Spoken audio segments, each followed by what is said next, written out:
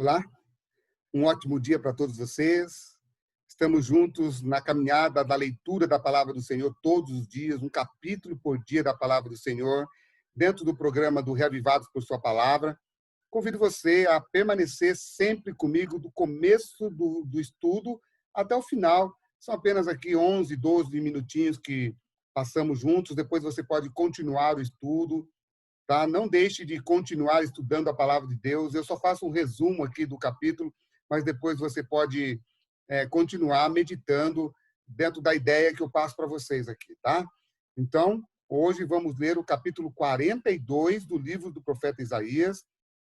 Abram, por favor, a Bíblia de vocês neste capítulo, mas antes não se esqueçam de compartilhar essa mensagem nas suas redes sociais, tá bom? Bom, já que você já fez tudo isso, vamos agora a uma oração. Pai nosso que estás nos céus, louvado e exaltado seja o teu santo nome. Pai querido, Pai de amor, muito obrigado, Senhor Deus, pelo amanhecer de um novo dia. Que o Senhor possa abençoar os teus filhos onde eles estão e que todos possam sentir a presença do Senhor ao lado deles, onde quer que eles estejam. Pai querido, Pai de amor, fica conosco agora ao estudarmos a tua palavra. Perdoa, Senhor Deus, os nossos pecados. Nós assim te suplicamos, em nome de Jesus. Amém. O título do capítulo de hoje é O Servo do Senhor. Bom, o capítulo 42 aqui não vai mais referir-se a Ciro, porque em nenhum local aqui Deus chama Ciro de servo. Deus aqui está chamando de servo. E lembra que eu falei para vocês ontem que servo na Bíblia tem uma conotação muito grande, muito maior do que apenas ser um escravo de um senhor. Na verdade, o servo, ele tem tanta intimidade que ele conhece esse senhor, e o seu senhor conhece o seu servo. Então, tanto o servo quanto o senhorio têm intimidade, eles são tão íntimos, que esse servo, ele não tem vontade própria, ele deixa o seu senhor comandar a sua própria vontade. Agora, então, vamos para o capítulo 42, o título é O Servo do Senhor. Eis aqui o meu servo, a quem sustenho, o meu escolhido, em quem a minha alma se compraz. Pus sobre ele o meu espírito, e ele promulgará o direito para os gentios. Ele vai promulgar direito para aquele que não tinha direito. Quem é esse que vai fazer isso? Vai fazer isso? Observe que toda essa cena que nós lemos aqui no versículo 1 vai apontar para um ser. Quem é ele? Jesus Cristo, queridos. A quem a minha alma se compraz. Lembra do batismo de Jesus, no livro de Mateus, capítulo 3, verso 17? Quando Jesus é batizado, a Bíblia diz que o céu se abre e a pomba vem e pousa sobre Jesus, e ali é o poder do Espírito pousando sobre ele. E depois é ouvida uma voz no céu dizendo: este é o meu filho amado, em quem me comprazo. Vou fazer um parênteses aqui, colocar entre parênteses o que eu vou dizer. Muitas pessoas dizem que Deus é um só.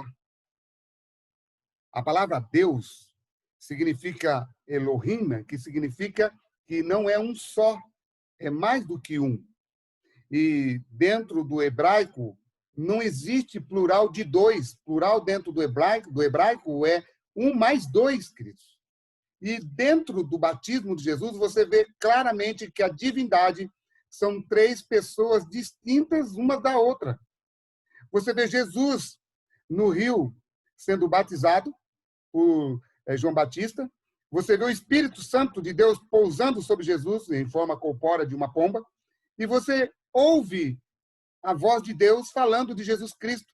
Este aí é o meu filho amado em quem me compraz. Observe, Jesus está no rio, o céu se abre e o Espírito pousa sobre Jesus, o Espírito desce sobre Jesus, e o Pai está no céu dizendo: este é o meu filho amado em quem me comprazo. Ali aparecem as três pessoas da divindade, uma distinta da outra. Agora, por que nós falamos que o Deus Pai, Deus Filho e Espírito Santo são uma só? São um só em propósito, são um só nos afazeres para a salvação de toda a raça humana.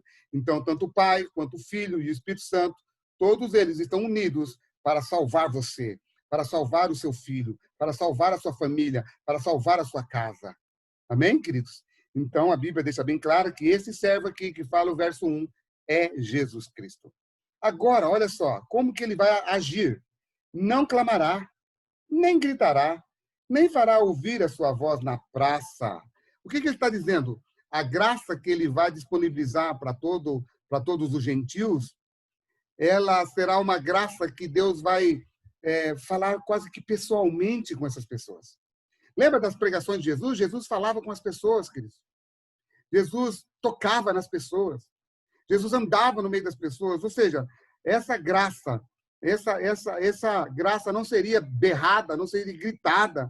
Essa graça, queridos, todos ouviriam com amor, suavidade. Seria como uma neblina, como algo caindo sobre as pessoas, suave e refrigerando a alma. Esse seria o poder que Jesus iria mostrar para todas as pessoas.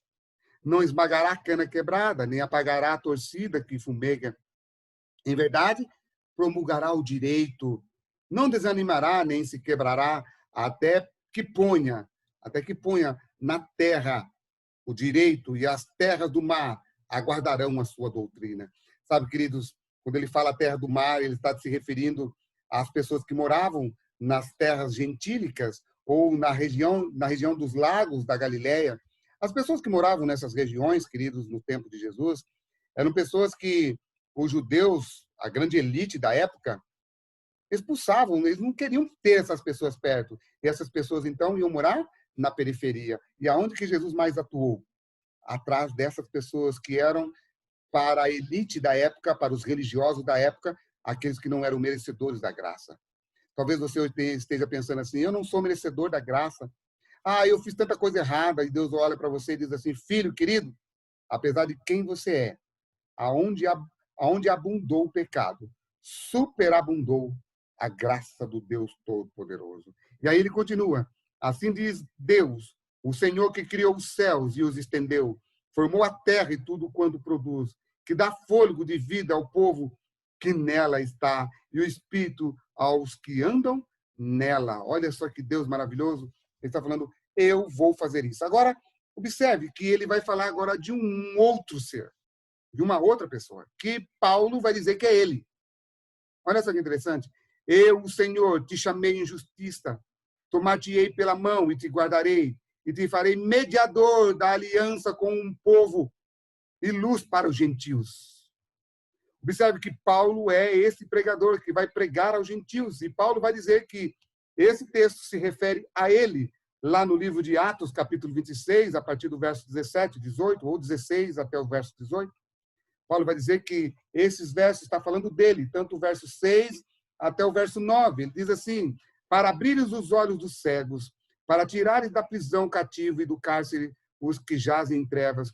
Eu sou o Senhor. Este é o meu nome, a minha glória, pois não a darei a outro, nem a minha honra à imagem de escultura. Eis que as primeiras predições já se cumpriram, e novas coisas eu vos anuncio, e antes que sucedam, eu vou-las farei ouvir. Sabe, Paulo está dizendo que aqui é ele que vai sair pregando, anunciando o evangelho aos gentios, queridos. Abrindo os olhos do cego, aquele que não tinha a luz da palavra, agora começa a ter.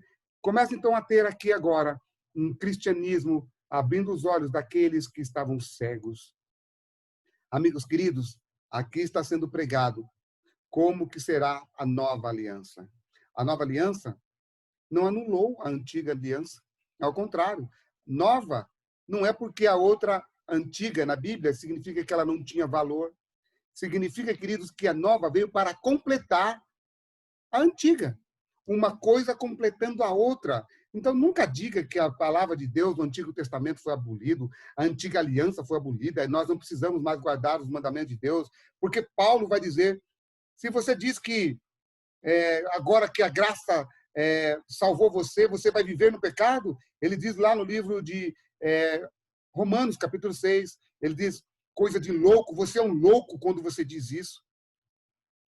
Então, se você diz que você pode viver uma vida do jeito que você quiser, porque a graça de Deus vai te salvar, mentira, querido. A Bíblia diz claramente que aquele que anda na luz guarda os mandamentos de Deus, queridos.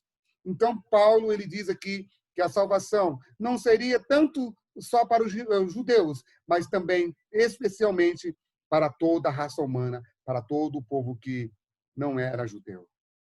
Amigo querido, em Cristo Jesus, a salvação ela é completa. E Deus colocou homens para continuar a obra da pregação, como Paulo, Pedro e outros mais, porque através desses homens temos uma nova aliança que em Cristo ela é completada. E por causa dessa salvação, Isaías, depois que ele promulga, depois que ele fala a libertação do povo de Deus, do mundo todo, ele então coloca um novo cântico. Há um cântico de louvor pela salvação do povo. Esse cântico é fantástico, queridos. Cantai, ele diz, cantai, cantai ao Senhor um cântico novo. Ou seja, toda vez que você recebe essa libertação, toda vez que você entende que Deus tem um projeto na sua vida, cante louvores ao Senhor, mas não repita o mesmo cântico, porque Deus coloca nos seus lábios todos os dias um novo cântico. E aí ele diz assim, até a extremidade da terra, vós os que navegais pelo mar, todos vocês, alcem a voz do deserto, cantem, gritem, o Senhor sairá como valente, deem honra ao Senhor, anuncie a sua glória no verso 12, o Senhor sairá como valente. Por muito tempo me calei, estive em silêncio, cantem, cantem, cantem, cantem todos, guiarei os cegos por um caminho que ele não conhece, falo-eis andar por veredas desconhecidas. Toda vez, você observa que tem vários cânticos no livro de Isaías, e esses cânticos vêm sempre após o anúncio da libertação. É isso mesmo. É isso que vai acontecer conosco quando nós chegarmos no céu. Apocalipse 19 diz que quando nós entrarmos no céu, cantaremos o cântico do Cordeiro. Por quê? Porque estamos em liberdade para a eternidade. Amém, queridos? Glória a Deus. E a partir do versículo 18, ele vai falar aqui sobre o lamento, sobre a cegueira de Israel. Deus se lamenta porque Israel não vai entender todas essas coisas. E realmente isso aconteceu. Ele veio para o que era seu, e o que aconteceu? O livro de João diz isso. Ele veio para o que era seu, capítulo 1, verso 11. E os seus não o reconheceram. Aí ele vai dizer, lamento pela cegueira do meu povo, surdo, ouve vós cegos, olhai, verso 18. Olhai para que vocês possam ver. Quem é cego como meu servo, ou surdo como meu mensageiro, a quem envio? Ou seja, vocês estão cegos, vocês não vão perceber isso tudo. Exatamente, queridos. Se eles tivessem percebido isso, o povo de Deus, lá quando Jesus veio, não teria matado Jesus Cristo, teriam aceitado Jesus. Por isso que eu quero dizer uma coisa para você. Hoje nós vivemos há tanto tempo longe das coisas que já aconteceram com Jesus, há mais de 2000 anos, queridos, e ainda tem muitas pessoas cegas que ainda querem viver para o mundo e não viver para Deus. Do mesmo jeito que a palavra está dizendo que as pessoas naquela época estavam cegos quando Jesus veio ao mundo, ainda tem pessoas vivendo assim, queridos. Que Deus te abençoe, que essa pessoa não seja você, que essa pessoa não seja eu, porque lá no livro do Apocalipse, capítulo 3, a partir do versículo 17, verso 20, Jesus diz no verso 20, eis que estou à porta e bato, abra os olhos, abra o coração, deixa Jesus Cristo entrar, para que você não seja cego, para que você não seja surdo, para que você não tenha um coração duro. Que Deus te abençoe e te guarde, querido amigo.